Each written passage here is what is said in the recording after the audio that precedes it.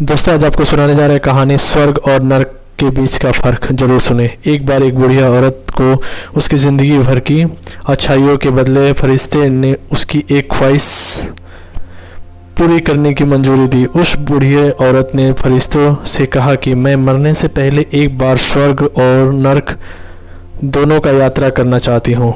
फरिश्ते ने उस औरत की ख्वाहिश पूरी करने का वचन दिया और उसे अगले ही क्षण एक बहुत बड़े भोजन कक्ष में ले जाया गया, जहाँ पर बहुत विशाल डाइनिंग टेबल थे।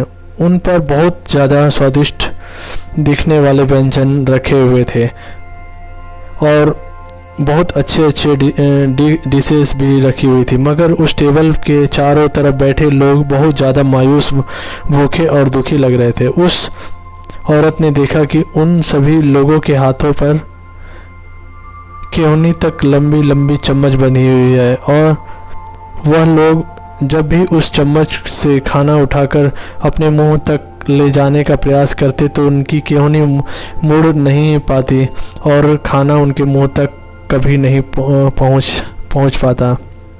बूढ़ी औरत ने फरिश्ते से पूछा, क्या यह नरक है? फरिश्ते ने कहा, हाँ।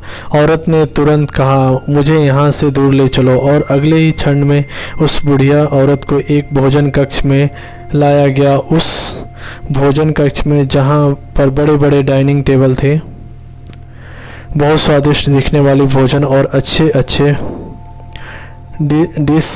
डिशेस टेबल पर सजाई गई थी। मगर इस बार डाइनिंग टेबल के चारों तरफ बैठे लोग खुश थे और हंस रहे थे और उनके चेहरे पर संतुष्टि थी। बूढ़ी औरत ने फरिश्तों से कहा, यह तो वही भोजन कक्ष है, वही भोजन है वही डिशेस है, मगर फ़र्क इतना है कि यहाँ के लोग खुश दिख रहे हैं।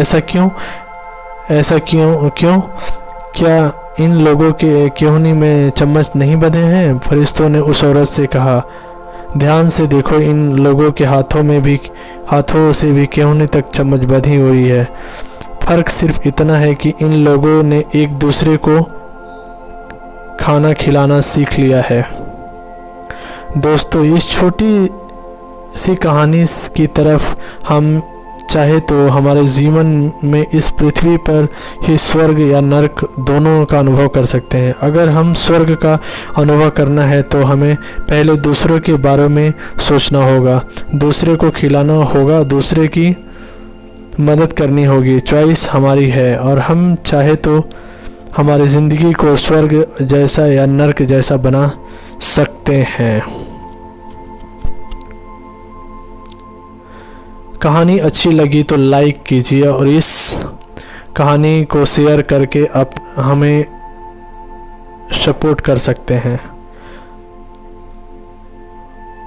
आप सभी का बहुत बहुत धन्यवाद और हमारे चैनल को भी सपोर्ट कर सकते हैं। Thank you. जय हिंद, जय भारत।